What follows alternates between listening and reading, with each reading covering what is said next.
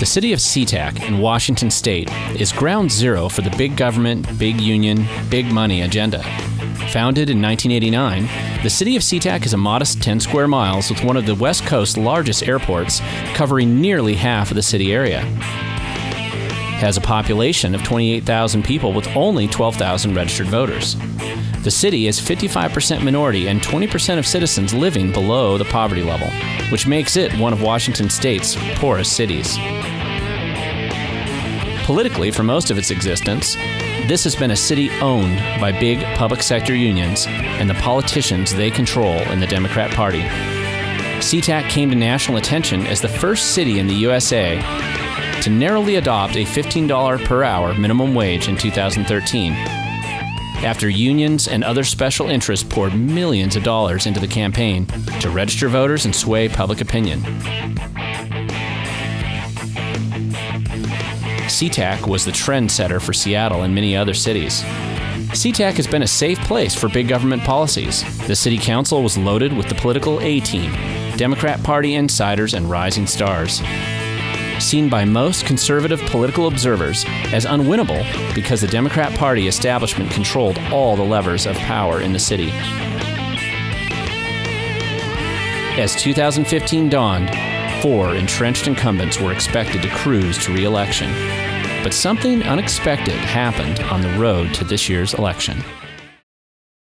The Incumbents, which consisted of Barry Laudenberg, who grew up in politics. Most of his family is currently in elected office. Terry Anderson, who had served in the SeaTac City Council since the city was formed. Dave Bush, who's a certain safe vote for big union and big government interests. And finally, Mia Gregerson, the mayor, who had been appointed to the state legislature as a political insider in Washington state Democratic politics, and she was considered a rising star in the Democratic Party.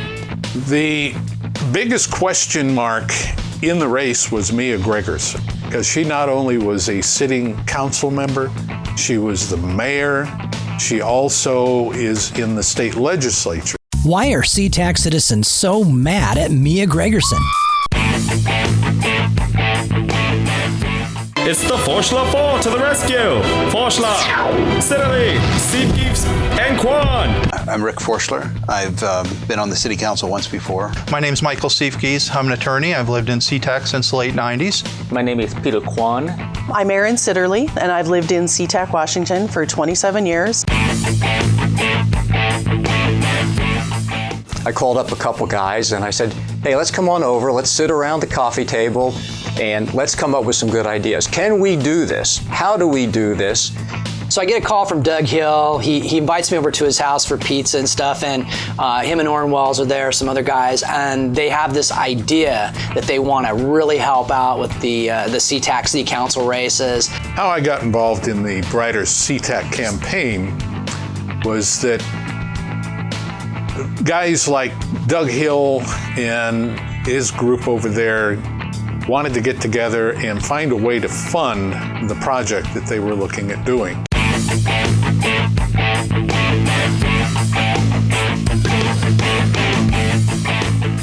So the most important issues in SeaTac during this election was really utility tax, transparency, and running an efficient government. Really, we're concerned about the taxes and the waste and the lack of transparency. Taxes. People are not happy with their taxes going up. Not only did they not know what's going on, but they also felt they had no say in what was going on. So they felt they had lost control of local government. And the biggest thing was they instituted a 6% utility tax without a vote. They also gave themselves benefits that allowed them to travel to locations that were questionable and spend thousands of dollars each on that travel.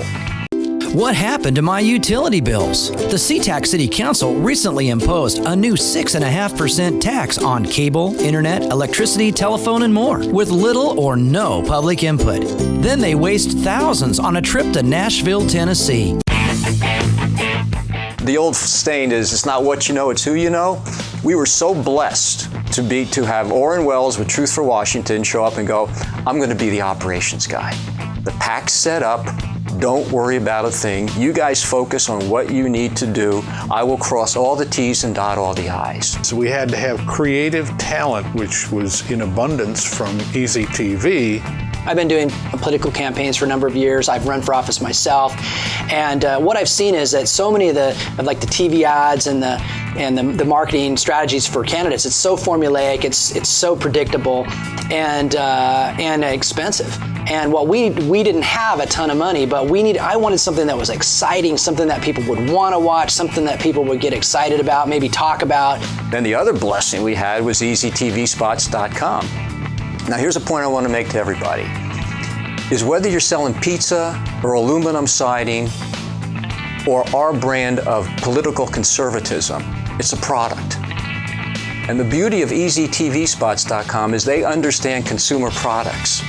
So they understand how to get to the people we're trying to talk to. And had they not created the spots they created, and yeah, there was pushback, and are you doing the right thing? And oh man, you are really out of the box now.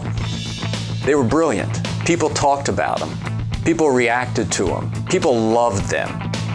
Now the weather. There's a dark cloud over the SeaTac City Council. Storms of backroom deals with special interests and an attempt to exclude the public from committee meetings means reduced citizen visibility. I heard from people that there were TV ads. And I got to tell you, they were genius. They were hilarious. I mean, I like humor. I like kitschy humor. So I just laughed my head off. As soon as I walked in, people cheered, and I was wondering what is going on here. And they said, "We just saw your commercial." And I said, "What commercial are you talking about? I don't have a commercial." I didn't know it was out there.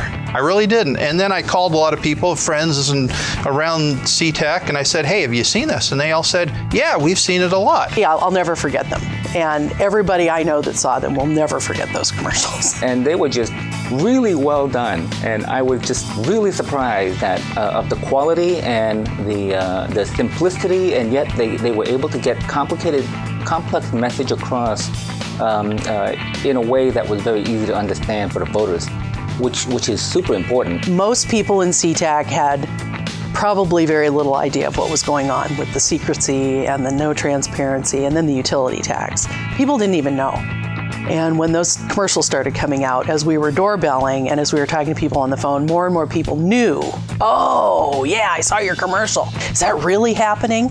So it provided us great openings for every time we knocked on a door. So the commercials absolutely helped in the doorbelling as well, because now I didn't have to spend, 5 or 10 minutes introducing myself. They already knew who I was and what I stood for.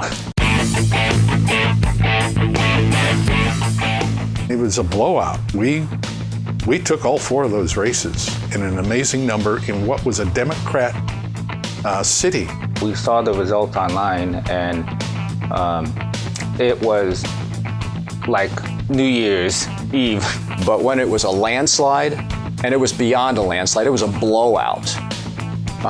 You know what you realize? The hard work was worth it.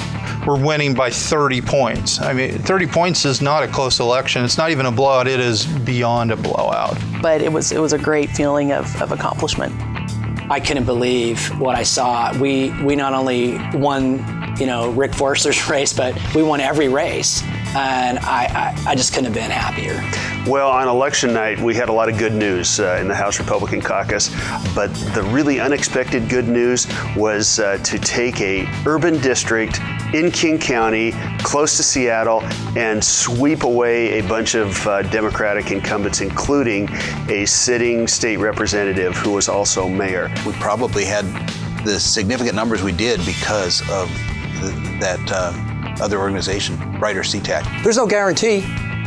We don't know if we're going to win, but if we as citizens could now help good candidates, well, that's what I wanted to do. I guess the most important thing for candidates and citizens to realize is that they can make a difference. They can win, they can campaign, even against what appears to be pretty significant odds. Get involved, get out there, get mad. and believe that you can make a change. You know, this was an amazing team effort. You had 4 great candidates. They were out doorbelling. They were very aggressive. You had the King County Republican Party that donated their phone bank almost unlimited, to which they took great advantage of that. And then you had the Brighter SeaTac team, Truth for Washington, and of course my production team, my media buy team. Everybody was executing. It was really an awesome thing to see. To be part of that whole collective sense that we can change things, here's the hard work we have to do, and then to be in a group with people and you're celebrating all that hard work, you know, I wouldn't give it up for anything. You know, we can't abandon the people that live in these small towns to these bad politicians. We've got to do something about it. I always felt like we could if we could just get the right team together. I think we've proven that, and I am so excited to take on the next one. The victory of regular citizens in SeaTac, not political insiders or conventional wisdom, demonstrates that there is nothing entrenched politicians occupy that the citizens can't take back. There's no position held by the political establishment that is so secure that they can't be removed, regardless of how much money they have or how powerful a special interest may be that prop them up. There is no place in Washington state where the political incumbent should feel safe from dedicated citizens who are willing to work hard and to make change happen. To show that Republicans can win in urban King County areas, that's going to be the model for what we do around the state.